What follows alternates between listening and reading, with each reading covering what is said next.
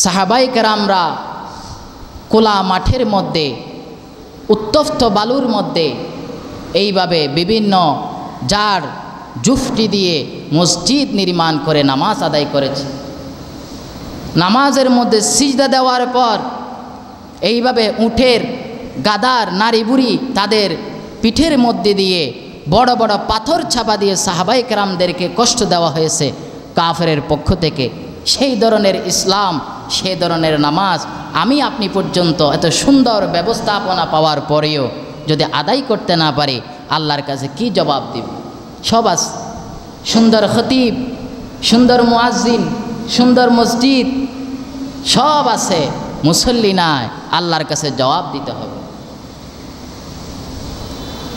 মসজিদে মরসিয়াহা এক নামাজি না রহি, মসজিদ ক্রন্দন করতেছে যে নামাজি নাই।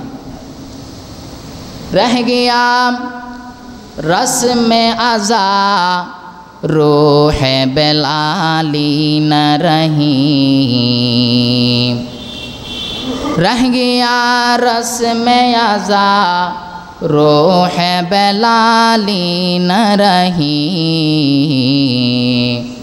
ফলসফা রহ গিয়ে তলकीन गज़ाली न रही, फलसफा रह गए तलकीन गज़ाली न रही।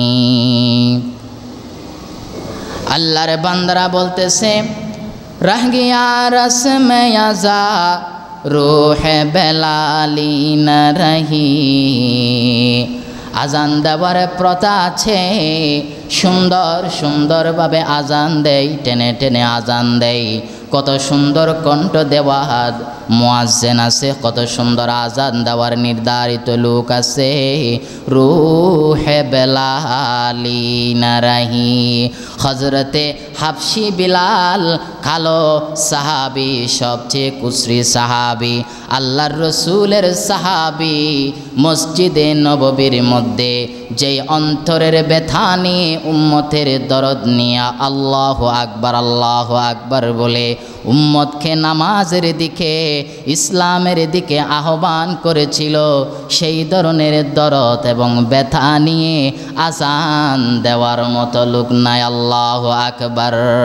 রহ গিয়া রসমে আজা রূহে বেলালি না রহি, ফলসফা রহ গিয়ে তলकीन গজালি না রহি। শিক্ষা কেন্দ্র আছে, বিদ্যালয় আছে, প্রাথমিক বিদ্যালয় আছে, এইভাবে বিশ্ববিদ্যালয় আছে, মাদ্রাসা মসজিদের অভাব নাই, বিদ্যালয়ের অভাব নাই, শিক্ষার কোনো শেষ নাই। তবে ফলসফা রহ গিয়ে তলकीन গজালি না রহি, এত বিজ্ঞান, এত বিজ্ঞানী, এত শিক্ষা, এত শিক্ষক থাকার পরেও হযরতে ইমাম গাজ্জালি রহমতুল্লাহি আলাইহির সেই ধর্মীয় তলকিন, সেই ধর্মীয় শিক্ষা, সেই উম্মতের ব্যথা দরদ নিয়ে শিক্ষার কোনো সংস্কার নাই। আল্লাহু আকবার। আউযু বিল্লাহি মিনাশ শাইতানির রাজিম। বিসমিল্লাহির রহমানির রহিম। فإذا قضيت الصلاة فانتشروا في الأرض وابتغوا من فضل الله واذكروا الله كثيرا لعلكم تفلحون.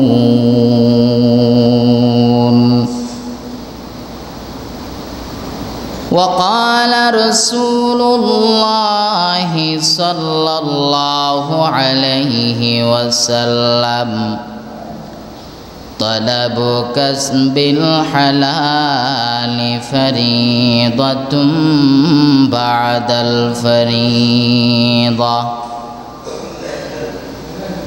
أو كما قال النبي عليه الصلاة والسلام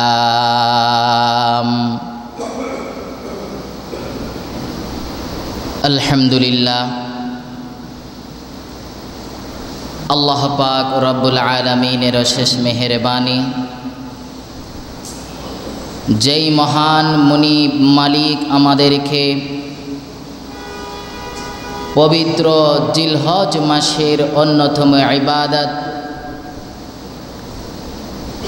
পবিত্র ঈদুল আজহা সংশ্লিষ্ট পবিত্র কুরবানি সকল আঞ্জাম সম্পন্ন করার পর তার মহিমান্বিত দরবারে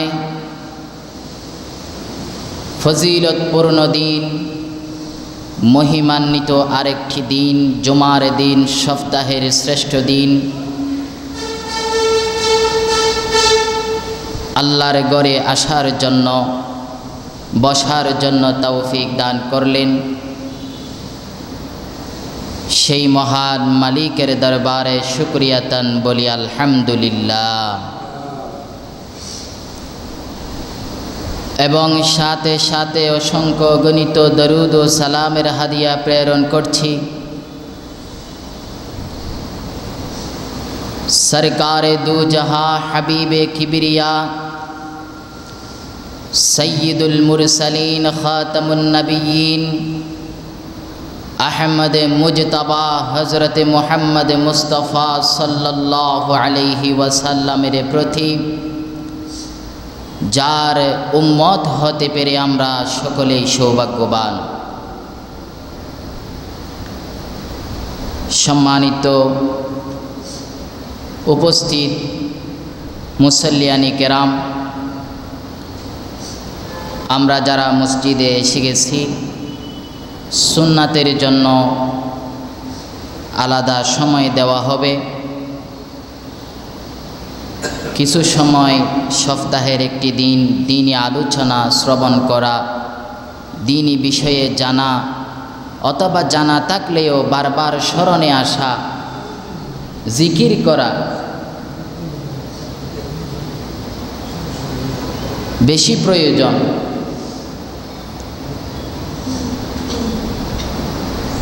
পবিত্র কুরআনুল কারীমের মধ্যে আল্লাহ পাক রব্বুল আলামিন বলেন যে তোমরা স্মরণ করো জিকির করো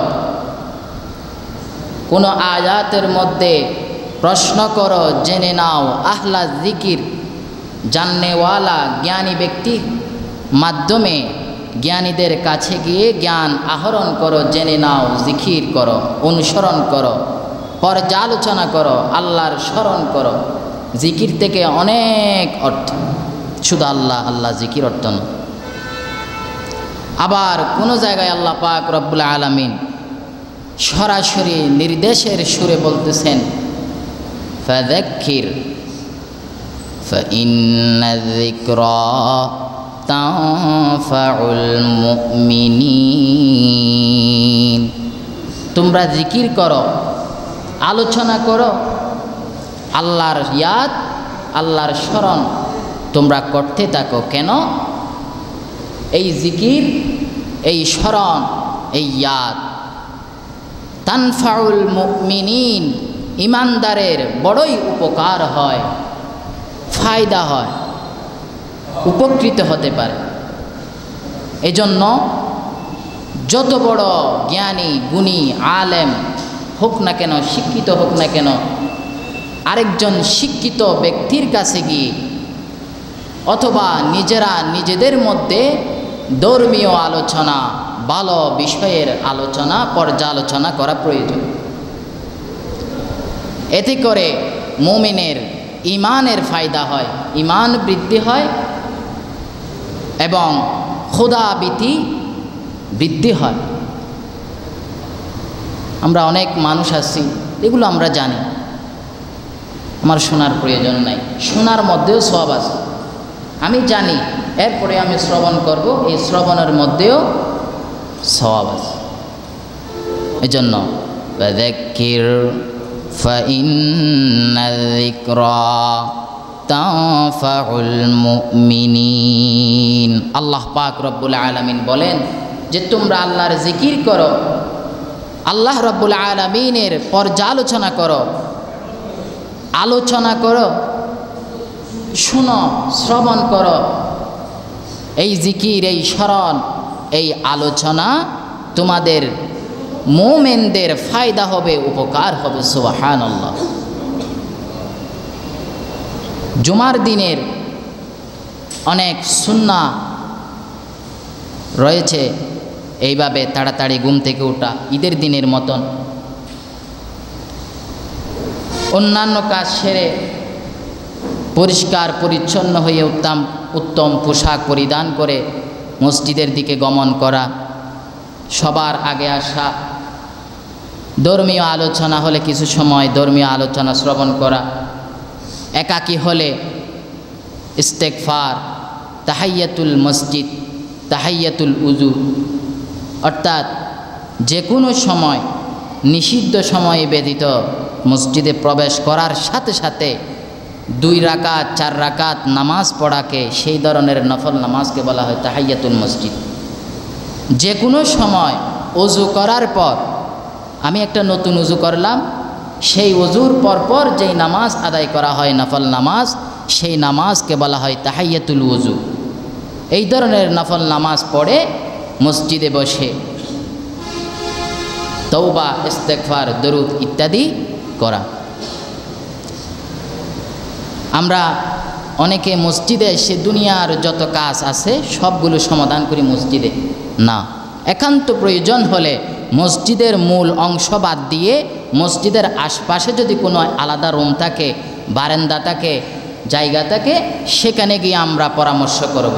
মসজিদে শুধুমাত্র মসজিদ সংক্রান্ত ধর্মীয় বিষয় ব্যতীত অন্য কোনো ধরনের আলাপ আলোচনা, সভা সমাবেশ, বৈঠক করা যাবে না। মসজিদের এটা পবিত্রতা। বড় গলায় আওয়াজ করা যাবে না, ছোটো বাচ্চারা কথা বলবে, তাদেরকে ধমকির সুরে বলা যাবে না, হেই হুত করা যাবে না। আমরা মসজিদে বাচ্চা আনার ক্ষেত্রে ঝগড়া করে ফেলি মসজিদে, এই মাসালাও বলা দরকার। সুরেলা ওয়াজ তো সবসময় হয়, মাসালার ওয়াজ কম হয়।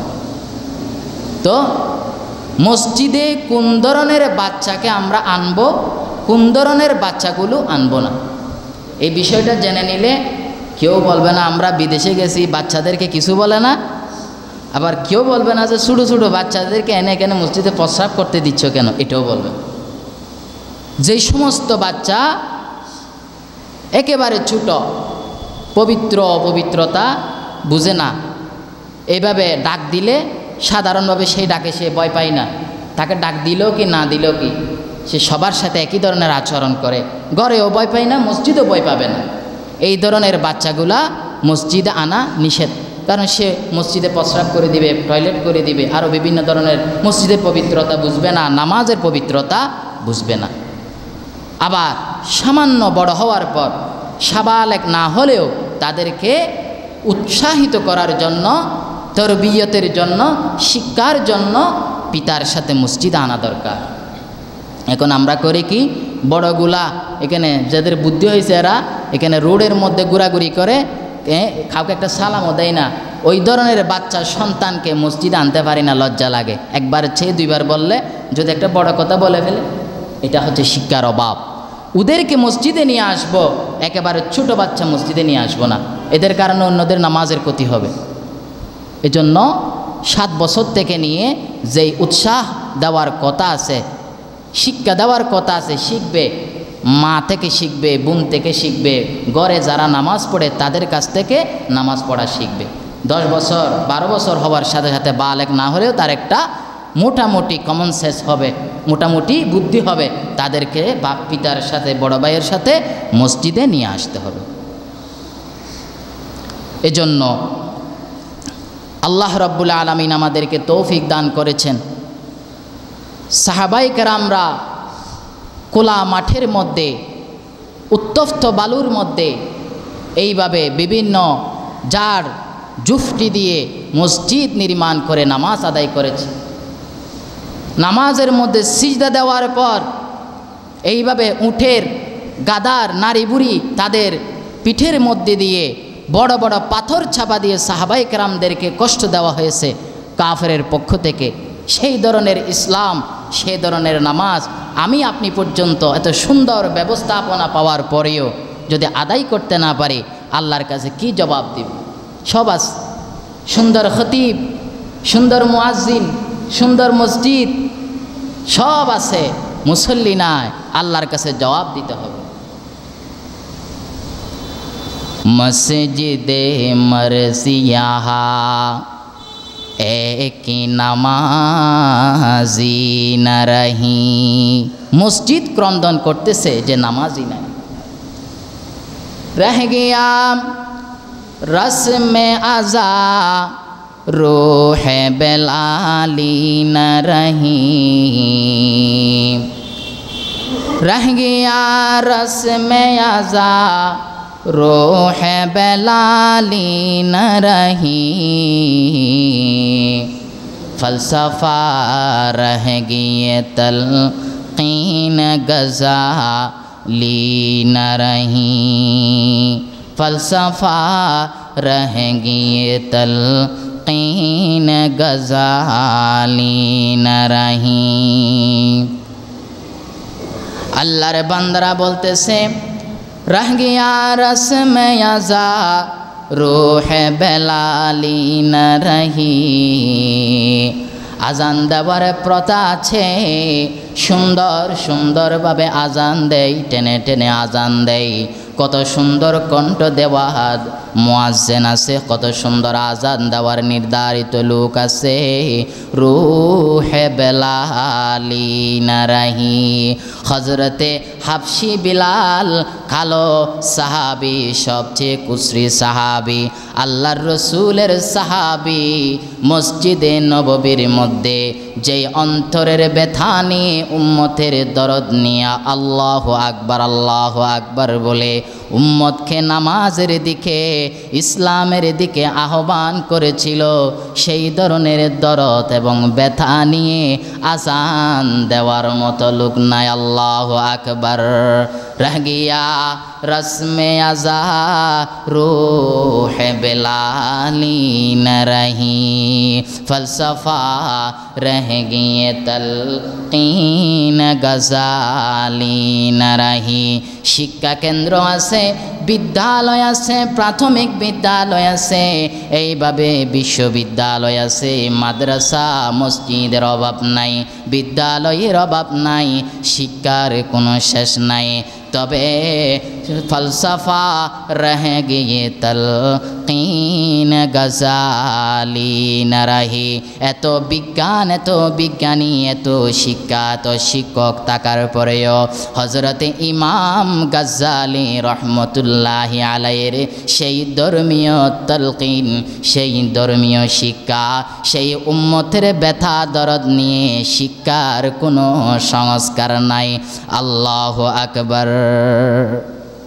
সাহাবায়ে কেরামদের যুগে, সোনালী যুগে, তাবেঈদের যুগে, তবে তাবেঈদের যুগে, উম্মতের প্রথম যুগে যে সমস্ত আল্লাহর ওয়ালিরা ছিল, তারা যেইভাবে নিজেদের সন্তানকে আল্লাহর রসুলের পরিচয়ের জন্য একেবারে সূচনা থেকে, বচপন থেকে, একেবারে বাল্যকাল থেকে, এইভাবে দুনিয়াতে আসার পর থেকে নিয়ে প্রত্যেকটা বিষয়ে তারা তাদের ধর্মীয় বিষয়, কৃষ্টি, কালচার, সংস্কৃতি, সভ্যতাগুলোকে নিজের সন্তানের মধ্যে সম্পৃক্ত করে দেওয়ার মতো যে আগ্রহ ছিল, সেই আগ্রহ আমাদের সমাজে, আমাদের শিক্ষার মধ্যে নাই।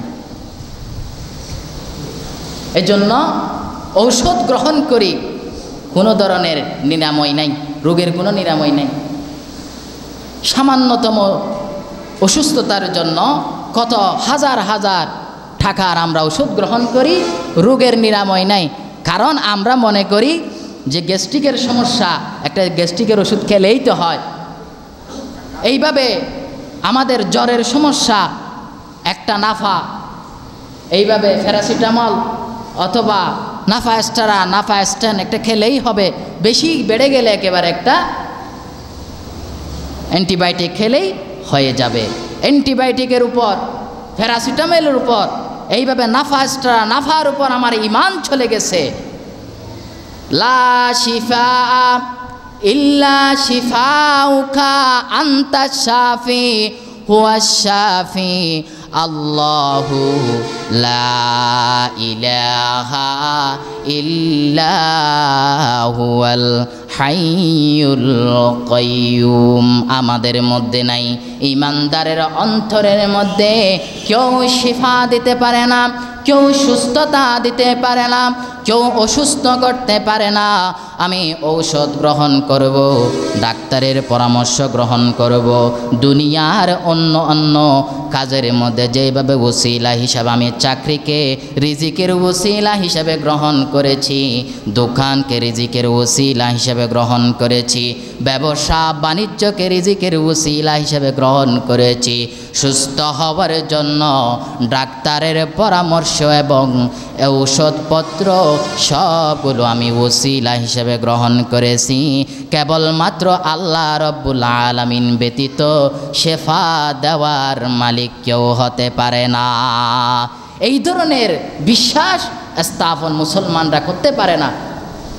গতকাল আমি জাস্টিস আল্লামা তকি উসমানী দামাত বারাকাতুহুমের একটা বইয়ের মধ্যে এখানে দেখতে পাচ্ছি, পূর্ব যুগে যখন আমাদের এই ঔষধপত্রের যে প্রযুক্তি, এই প্রযুক্তি ইহুদি এবং খ্রিস্টানদের হাতে ছিল না, এখন তো সব ওদের হাতে।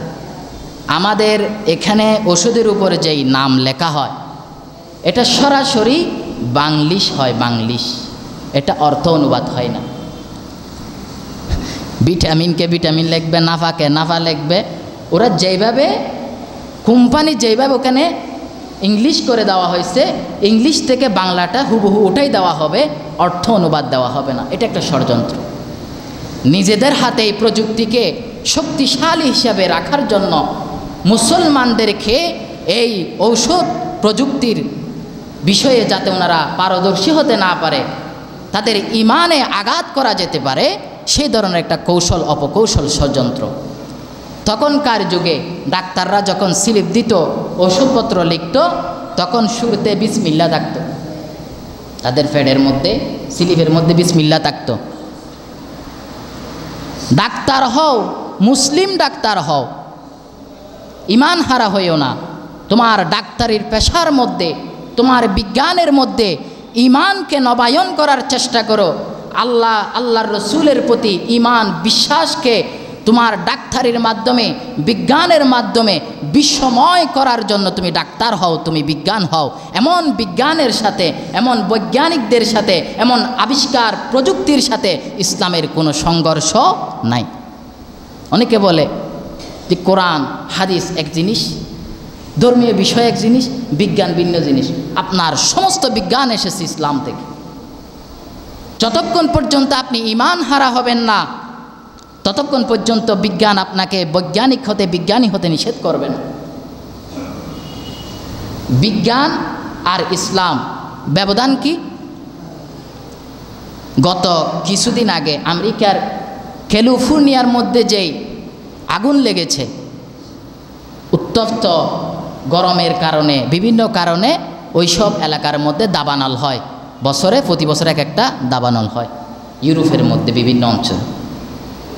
সেই দাবানল তাদের প্রযুক্তি দ্বারা যতক্ষণ পর্যন্ত তা স্তব্ধ করে দিতে পারে, কন্ট্রোলে রাখতে পারে, ততক্ষণ পর্যন্ত বলে আগুন মোকাবেলা করেছি। আর যখন তাদের নিয়ন্ত্রণের বাহিরে চলে যায়, তখন বলে এটা কোনো সাধারণ আগুন নয়, এটা একটা শয়তানি বাতাস, এটা একটা প্রাকৃতিক প্রতিশোধ। প্রকৃতির আবার একটা প্রতিশোধ আছে। এইভাবে বিভিন্ন সময় আমাদের উপর যখন আসমানি আযাব গজব চলে আসে, তখন আমরাও বলি প্রাকৃতিক এই বিপদ, দুর্যোগ, এই কথা আমরা বলি। আসলে দুনিয়াতে আমরা যা কিছু দেখি যা কিছু দেখি না, যা কিছু আমরা নিয়ন্ত্রণ করি এবং করতে পারি না, সব কিছুর উপর একমাত্র ক্ষমতা রাখেন আল্লাহ রাব্বুল আলামিন। এই ঈমান আমাদের রাখতে হবে। তাদের নিয়ন্ত্রণের বাহিরে চলে গেলে তা দৈব দ্বারা হয়, আকস্মিক হয়, শয়তানি বাতাস হয়, প্রাকৃতিক দুর্যোগ হয়, প্রকৃতির প্রতিশোধ হয়। আমরা আল্লাহর পক্ষ থেকে বললে সেটা মানতে পারে না। এটাই হলো ঈমান আর কুফরের মধ্যে ব্যবধান। এজন্য সব ক্ষেত্রে আল্লাহ রাব্বুল আলামিনকে, তিনি আমাদের উপকার করতে পারেন, তিনি একমাত্র আমাদের ক্ষতি করতে পারেন, সেই বিশ্বাস রাখতে হবে। আর সব কিছুকে আমরা ওসিলা হিসাবে গ্রহণ করব। আল্লাহ রাব্বুল আলামিন আমাদের ভিতর প্রত্যেকটা বিষয়ে কেবলমাত্র আল্লাহ রাব্বুল আলামিনের উপর যেন আমরা সে আস্থা রাখতে পারি, সেই ঈমান আমাদের আনার তৌফিক দান করুন। সকলে বলেন আমিন। আমি আপনাদের সামনে যে আয়াত তেলাওয়াত করেছি সেটা হলো আল্লাহ পাক রব্বুল আলামিন এই আয়াতের মধ্যে বলেন, ফাইদা কুদিয়াতিস সলাতু ফাতাশিরু ফিল আরদ। যখন তোমাদের নামাজ আদায় হয়ে যাবে, নামাজ পড়া শেষ হবে, তোমরা তোমাদের দুনিয়াবি কাজের জন্য বের হয়ে পড়ো। মসজিদে দিন রাত বসে বসে তসবিহ নিয়ে বসে থাকার কথা ইসলাম বলে নাই। যে আল্লাহ রাব্বুল আলামিন বান্দার প্রয়োজনের জন্য এমনভাবে কোরআনের মধ্যে নির্দেশ দিলেন, সেই বান্দা আল্লাহর রাজি এবং খুশির জন্য মসজিদে আসতে পারে না। আফসোসের বিষয়, কেমন নাফরমান আমরা।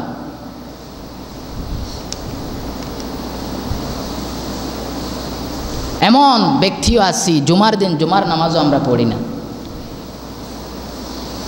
আল্লাহ রাব্বুল আলামিন আমাদের সবাইকে 5 ওয়াক্ত নামাজ যারা পুরুষ আছি বা জামাতে আদায় করার তৌফিক দান করুক মসজিদে এসে, এবং সময় মতো নামাজ পড়তে হবে।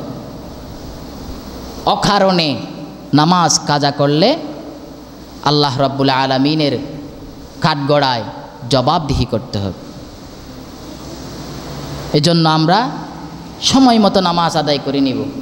কোথাও কাজে গেছি, যেখানেই থাকি না কেন উজু করে, পুরা দুনিয়াকে তো আল্লাহ রাব্বুল আলামিন আমাদের জন্য জমিন করে দিয়েছেন, নামাজের স্থান করে দিয়েছেন।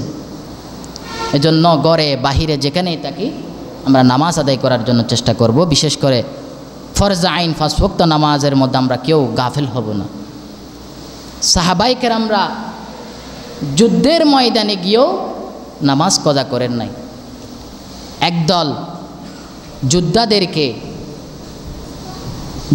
সাহাবায়ে কেরামদেরকে মুসলমানদের পক্ষ থেকে পাহারা দেওয়ার জন্য একদল পাহারাদারের কাজ করলেও আরেক দল জামাতের মধ্যে সামিল হয়ে যেত। সেই দলের সেই গ্রুপের যখন নামাজ আদায় হয়ে যেত, আরেকটি গ্রুপ তারাও নামাজের মধ্যে সামিল হয়ে যেত। অর্থাৎ যেখানেই নামাজের সময় হয়েছে, যখনই নামাজের সময় হয়েছে, দুনিয়ার সব কাজকে ফেলে নামাজের জন্য প্রস্তুত হয়ে গেছে। আল্লাহ রাব্বুল আলামিন এই এলাকার সকল মুমিন মুসলমানদেরকে যেন নামাজের প্রতি আসক্তি, নামাজের প্রতি মোহাব্বত ঢেলে দেয়। আগিয়াম আইনে লড়া ই মে আগর ওয়াক্তে নামাজ কেবলা রূহো কে জমি বুসে হুয়ে কৌমে হেজাজ এক হি সফ মে কাড়ে होगी महमूद आयास न कोई बंदा रहा और न कोई बंदा नवाज। একসাথে মুসলমানরা যখন জামাতের মধ্যে শামিল হবে, ঐক্যবদ্ধভাবে যখন জামাতের মধ্যে শামিল হবে, নামাজের জন্য যখন মসজিদে চলে আসবে, এইভাবে বড় বড় ঈদগাহের মধ্যে যখন জামাতের মধ্যে শামিল হবে, এই নামাজ থেকে যেইভাবে আল্লাহ রব্বুল আলামিনের সন্তুষ্টি আদায় হবে, আল্লাহ রব্বুল আলামিনের পক্ষ থেকে আমাদেরকে দেওয়া ফরজিয়াত আদায় হয়ে যাবে। সাথে সাথে সামাজিকভাবে আমাদের মধ্যে, মুসলমানদের মধ্যে, গরিব এবং ধনীর মধ্যে, ছোট বড়, কালো সাদা, সবার মাঝে একটি মোহাব্বতের বন্ধন সৃষ্টি হবে। সুবহানাল্লাহ। একটি বন্ধন সৃষ্টি হবে। আমরা প্রত্যেকেই যার যার জামা, যার যার বাড়ি, যার যার গাড়ি আলাদা আলাদা অবস্থান অনুসারে আমরা ব্যবহার করি, গ্রহণ করি, কিন্তু আল্লাহ রব্বুল আলামিন নামাজের মধ্যে কোনো মুসল্লির মধ্যে এই পৃথকতা দেন নাই যে আগে আসবে আগে বসবে, সভাপতি সুযোগ পেলে আগে বসবে, না হয় পিছনে বসবে, ইমাম শুধু ইমামের জন্য কিছু বিষয় আছে, মাসালা আছে, বাকি অন্য কোনো মুসল্লির জন্য সেই সুযোগ নাই। এখান থেকেই গরিব ধনী ছোট বড় সবাই, কেমন কি উস্তাদ ছাত্র হলেও সেখানেও নামাজের মধ্যে কোনো ব্যবধান থাকবে না। সামনের কাতার, পিছনের কাতার, আগে পরে কোনো ব্যবধান থাকবে না। নকুই বান্দা রহা और न कोई বান্দা নওয়াজ। গোলাম এবং মালিকের মধ্যেও কোনো ধরনের ব্যবধান থাকবে না। একই গাড়ির মধ্যে কেউ সামনে কেউ পিছনে, এইভাবে কেউ চালাচ্ছে ড্রাইভার আর কেউ এইভাবে গাড়ির মধ্যে চড়তেছে, এমন মালিক পর্যন্ত যখন নামাজের জন্য আসবে তখনও একাকার হয়ে একসাথে নামাজের মধ্যে শামিল হতে হবে। এটাই হলো ইসলামের সৌন্দর্য। এজন্য জামাতে নামাজ পড়ার মধ্যে ইসলামের অন্যতম একটি সংস্কৃতি, সভ্যতা।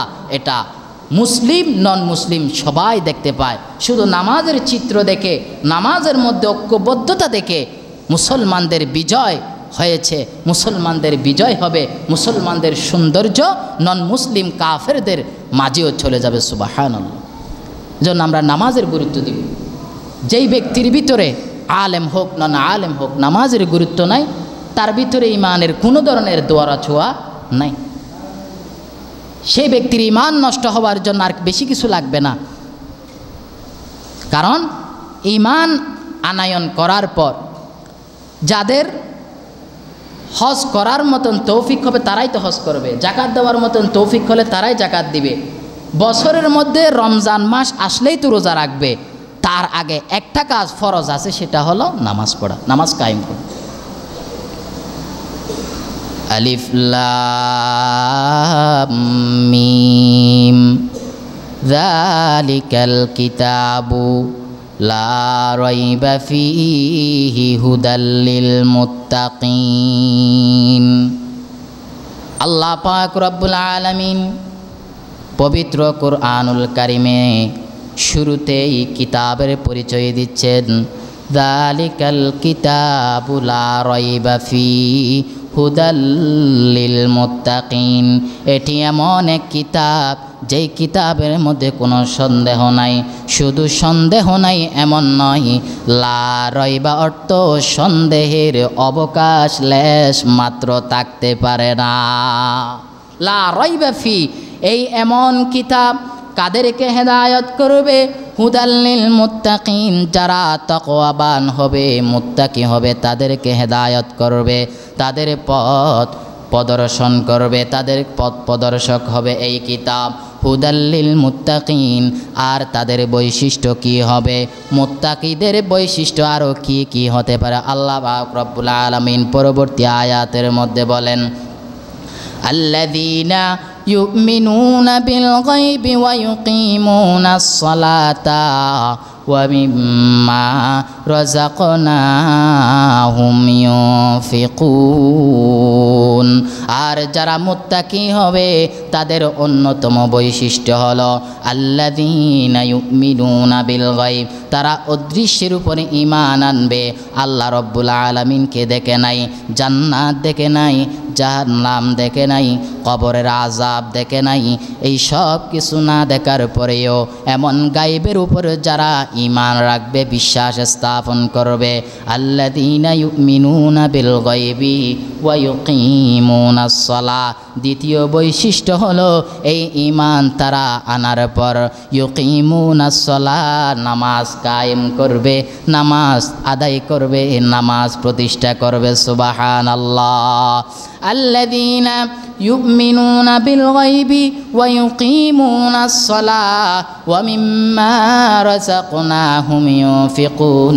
আর মুমিন বান্দাদের, মুসলমানদের, মুত্তাকিদের তাকওয়ার আরেকটি বৈশিষ্ট্য হলো ওয়া মিম্মা রাযাকনাহুম ইউনফিকুন। আল্লাহ রাব্বুল আলামিন আমাকে যত ধন সম্পদ দান করেছে, এমন ধন সম্পদ থেকে আল্লাহর রাস্তায় দান করবে। সুবহানাল্লাহ। মুমিনদের অন্যতম একটি বৈশিষ্ট্য হলো আল্লাহর দেওয়া রিজিক থেকে আল্লাহর রাস্তায় ব্যয় করবে, দান করবে। আমরা দিতে চাই না, দান করলে কমে না, অপচয় করলে কমে। দানের কারণে ধন বৃদ্ধি হয়। কত বছর হায়াত আমরা পাই, এই ছোট্ট হায়াতের মধ্যে এত ধন সম্পদ, একেবারে নাতির জন্য, ফুতির জন্য, 14 গোষ্ঠীর জন্য প্লট, ফ্ল্যাট, ব্যাংকিং যত আছে সব কিছু আমরা করে যাই, কিন্তু সদকায়ে জারিয়ার মতন একটি কাজ আমরা করে যেতে পারি না। এর চাইতে বড় কপাল মন্দ, কপাল পোড়ার কেউ হতে পারে না। আল্লাহর দেওয়া সম্পদ, আল্লাহর দেওয়া রিজিক থেকে আল্লাহর রাস্তায় ব্যয় করতে পারি না। আরে ভাই, কোনো দৌলতের প্রয়োজন নাই। আল্লাহ রাব্বুল আলামিন আমাকে যে মুসলমান হিসাবে, ইমানদার হিসাবে, মুমিন হিসাবে, মুমিনের ঘরে, ইমানদারের ঘরে একজন মুসলিম পিতা, আদর্শ মুসলিম সন্তান বানিয়েছেন, এর চাইতে বড় দৌলত আর কি হতে পারে? সারে দুনিয়া हो मुखालिफ कुछ न फिर नुकसान है, सारे दुनिया हो मुखालिफ कुछ न फिर नुकसान है, डर नहीं कुछ गम नहीं जब रहमते रहमान है, डर नहीं कुछ गम नहीं जब रहमते रहमान है। সারা দুনিয়ার মানুষ আমার এইভাবে বদনাম করলে, সমালোচনা করলে, আমাকে এইভাবে তিরস্কার করলে আমার কোনো ক্ষতি নাই, আমার কোনো সমস্যা নাই। সারে দুনিয়া হো মুখালিফ, সারা পৃথিবীর মানুষ যদি আমার বিরোধীও হয়ে যায় আমার কোনো সমস্যা নাই। सारे दुनिया हो मुखालिफ कुछ न फिर नुकसान है, डर नहीं कुछ गम नहीं जब रहमते रहमान है। आमारे किसेर परेशानी, आमारे किसेर भय, যখন রহমতে রহমান হে, রহিম রহমান আর রহমানুর রহিম, যিনি দুনিয়ার জন্য কাফের মুশরিক বেঈমানদেরকে সবাইকে একসাথে খাওয়াচ্ছে, পড়াচ্ছে, আল্লাহর ইমানদার বান্দাদেরকে, খাঁটি বান্দাদেরকেও আল্লাহ রব্বুল আলামিন সুখে শান্তি থেকে থাকার ব্যবস্থা করে দিয়েছেন। নাফরমান বেঈমানদেরকেও থাকার জন্য, খাবার জন্য ব্যবস্থা করে দিয়েছেন। এমন রহমান পরকালে যিনি শুধুমাত্র ইমানদারদেরকে জান্নাতের মধ্যে শান্তি দিবেন, আরাম দিবেন, জান্নাত দান করবেন, এমন রহিম, এমন রহিম, এমন রহমানের রহমত যখন আমার সঙ্গে থাকবে, আমার কোনো পেরেশানি নাই, আমার কোনো ভয় থাকবে না। সুবহানাল্লাহ। सारे दुनिया हो मुखालिफ कुछ न फिर नुकसान है, डर नहीं कुछ गम नहीं जब रहमते रहमान है। এই জন্য আল্লাহর দেওয়া সম্পদ থেকে সম্পদের নিয়ামত আল্লাহ রাব্বুল আলামিন যাদেরকে দান করেছেন, কৃপণতা করব না, এইভাবে নিজেকে হীনমন্যতায় ভুগব না। আমি এতগুলো সম্পদ যদি আল্লাহর রাস্তায় দিয়ে দিই, গরিব মিসকিনদের জন্য করে দেই, সদকায়ে জারিয়ার জন্য করে দেই, এলাকার জন্য করে দেই, আল্লাহর ঘরের জন্য করে দেই, মসজিদ মাদ্রাসার জন্য করে দেই, এতিম মিসকিনদের জন্য করে দেই, তাহলে আমার এই সম্পদ কমে যাবে, এমন আস্থা রাখা যাবে না। সম্পদের একমাত্র কেবলমাত্র মৌলিক মালিক আল্লাহ রাব্বুল আলামিন আপনাকে আমাকে আমানত দিয়েছেন। যার যা কিছু আছে সর্বাবস্থায় জাকাত ফরজ হলে জাকাতের মাধ্যমে, নফল সদকার মাধ্যমে নিজের সম্পদকে পরিষ্কার পরিচ্ছন্ন রাখার জন্য, সম্পদ বৃদ্ধির জন্য, বরকতের জন্য সর্বাবস্থায় আল্লাহর রসুলের কথা অনুসারে আল্লাহর রাস্তায় ব্যয় করতে হবে। এটাই ইমানদারের একটি বৈশিষ্ট্য।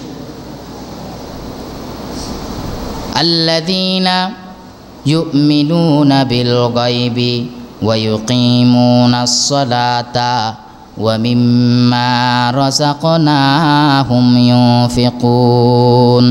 এরপর আল্লাহ রাব্বুল আলামিন বলেন, যারা মুত্তাকি হবে, মুত্তাকিদের অন্যতম আরেকটি বৈশিষ্ট্য হলো ওয়াল্লাযীনা ইউমিনুনা বিমা উনজিলা ইলাইকা ওয়া মা উনজিলা মিন ক্বাবলিক। আল্লাহ রাব্বুল আলামিন বলেন, আর মুমিন বান্দারা তারা ওই সমস্ত বিষয়ের উপরও তারা আস্থা রাখবে, বিশ্বাস স্থাপন করবে যেই সমস্ত বিষয়বস্তু কিতাবাদি আদেশ নির্দেশ আল্লাহ রাব্বুল আলামিন বিশ্বনবী হযরতে মুহাম্মদ মুস্তাফা সাল্লাল্লাহু আলাইহি ওয়াসাল্লামের পূর্বে অন্যান্য নবীগণের উপর আল্লাহ রাব্বুল আলামিন পাঠিয়েছেন, আসমানি কিতাব দিয়েছেন, এইভাবে তাওরাত দিয়েছেন, ইনজিল দিয়েছেন, এইভাবে জাবুর দিয়েছেন, এইভাবে সর্বশেষ আল্লাহ রসুল সাল্লাল্লাহু আলাইহি ওয়াসাল্লামের উপর যেই পবিত্র কালামুল্লাহ শরীফ, পবিত্র কোরআন শরীফ নাজিল হয়েছে, সেই কোরআনের বিধানের উপর যারা ঈমান রাখবে তারা তাকওয়াবান হতে পারবে, তারা মুত্তাকি হতে পারবে। এমন মুত্তাকিদের হেদায়েতের বড় ওসিলা হবে পবিত্র কোরআনুল কারীম। সুবহানাল্লাহ। والذين يؤمنون بما أنزل إليك وما أنزل من قبلك وبالآخرة هم يوقنون। আর মুমিন বান্দাদের আরেকটি বৈশিষ্ট্য হলো, 5 নম্বর বৈশিষ্ট্য হলো, তারা এইভাবে মৃত্যুর পর পুনরুত্থানের প্রতি, আল্লাহ রাব্বুল আলামিন আমাদেরকে সৃষ্টি করেছেন, মৃত্যু হওয়ার পর আবারও আমাদেরকে পুনরুজ্জীবিত করবেন, কবর থেকে উঠাবেন, হাসরের ময়দান করবেন, আমাদের বিচার করবেন, কাউকে জান্নাতের অধিকারী বানাবেন, কাউকে জাহান্নামের অধিকারী বানাবেন।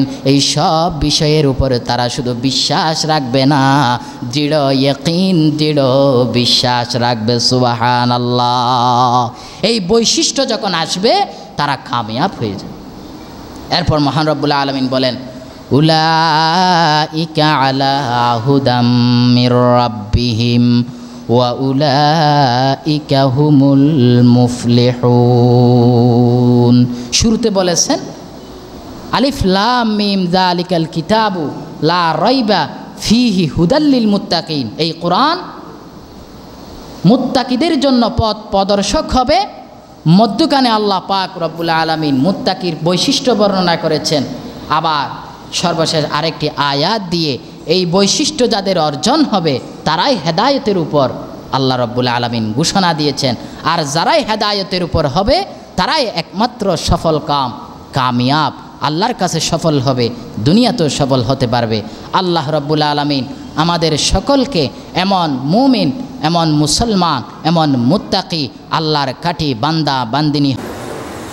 আলহামদুলিল্লাহ ইয়াবসুতু রিজকা লিমান ইয়াশাউ মিন ইবাদিহি ওয়া ইয়াকদির আল-আলিমু বিমা ইউসিরুল আবদু ওয়া ইউযির আল-হাকীমু ফি জামি'i মা ইয়াকদির ওয়া yuqaddir ওয়া আশহাদু আন লা ইলাহা ইল্লাল্লাহ ওয়াহদাহু লা শারীকা লাহুল খালিকুর রাযিকুল মুqaddir ওয়া আশহাদু আন্না সাইয়্যিদানা ওয়া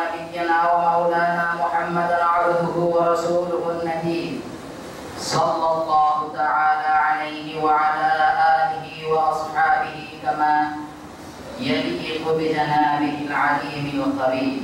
أما بعد، فيا أيها الناس، إن الله تعالى بسط الرزق لمن شاء بقدرته وقدر لمن شاء بحكمته، وهو تعالى خلق مالا وجعله ليبلو الناس أيهم أحسن عملا وينظر أيهم أخذ الآخرة من الدنيا بدلا، فقال: يا أيها الذين آمنوا لا تلهكم أموالكم ولا أولادكم عن ذكر الله ومن يفعل ذلك فأولئك هم الخاسرون.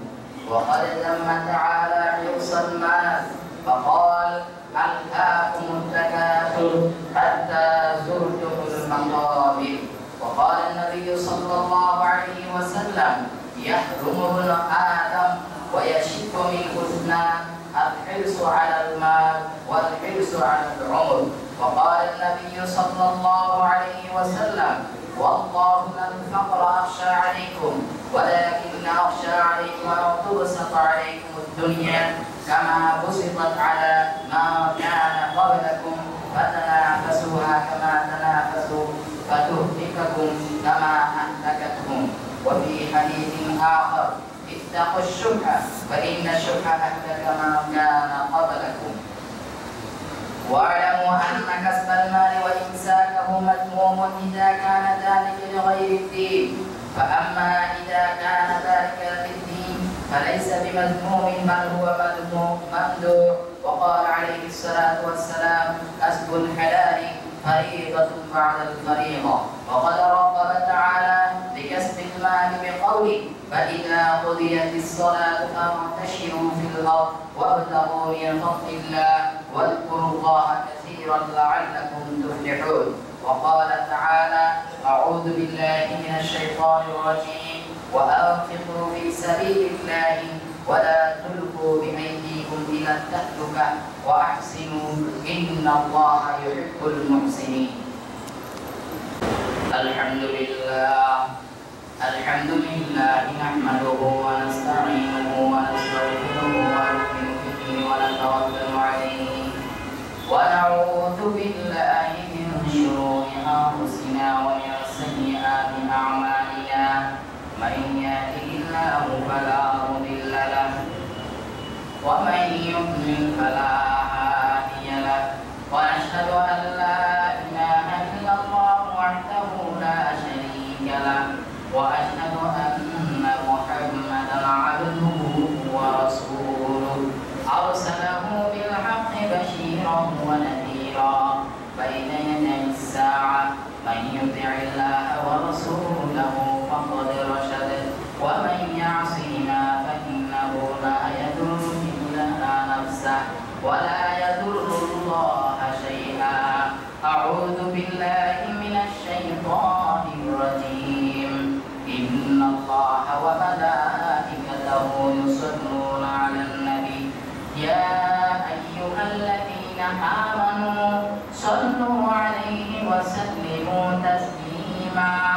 اللهم صل على محمد عبدك ورسولك وصل على المؤمنين والمؤمنات والمسلمين والمسلمات وبارك على سيدنا محمد وآله وأزواجه وذرياته وأهل بيته والناس أجمعين. وقال رسول الله صلى الله عليه وسلم: أرحم أمتي بأمتي أبو بكر وأشدهم في أمر الله عمر وأصدقهم حياء عثمان وأفضاهم علي وفاطمة سيدة نساء أهل الجنة والحسن والحسين سيدا شباب أهل الجنة وحمزة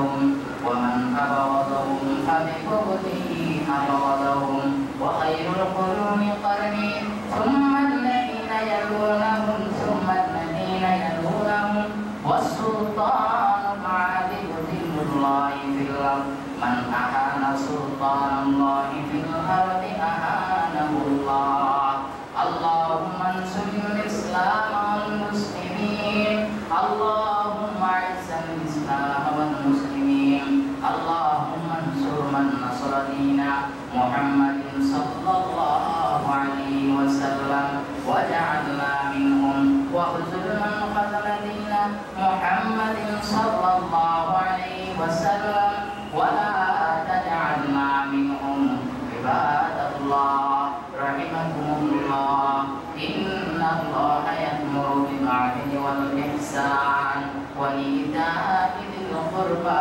وينهى عن الفحشاء والمنكر والبغي يعظكم لعلكم تذكرون فاذكروني أذكركم واشكروا لي ولا تكفرون الله شيئا أعوذ بالله من الشيطان الرجيم إن الله وملائكته يصلون على النبي يا أيها الذين آمنوا صلوا عليه وسلموا تسليما اللهم صل على محمد عبدك ورسولك وصل على المؤمنين والمؤمنات والمسلمين والمسلمات وبارك على سيدنا محمد وآله وأزواجه وذرياته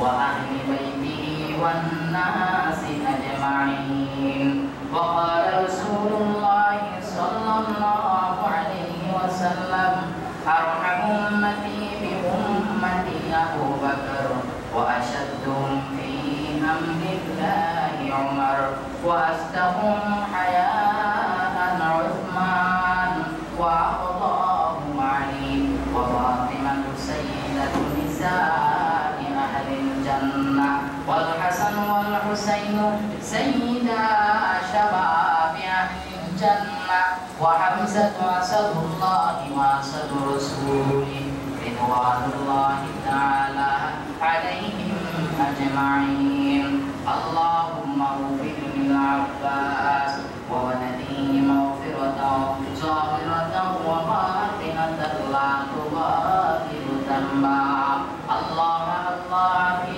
أصحابي لا تتخذوهم غرضا من بعدي فمن أحبهم فبحبه أحبهم ومن أبغضهم فببغضه أبغضهم وخير القرون قرني ثم الذين يلونهم ثم الذين يلونهم والسلطان العادل ذل الله في الأرض من أهان سلطان الله في الأرض أهانه الله اللهم انصر الإسلام والمسلمين اللهم أعز الإسلام والمسلمين اللهم انصر من نصر دين محمد صلى الله عليه وسلم واجعلنا منهم واخذل من خذل دين محمد صلى الله عليه وسلم ولا تجعلنا منهم عباد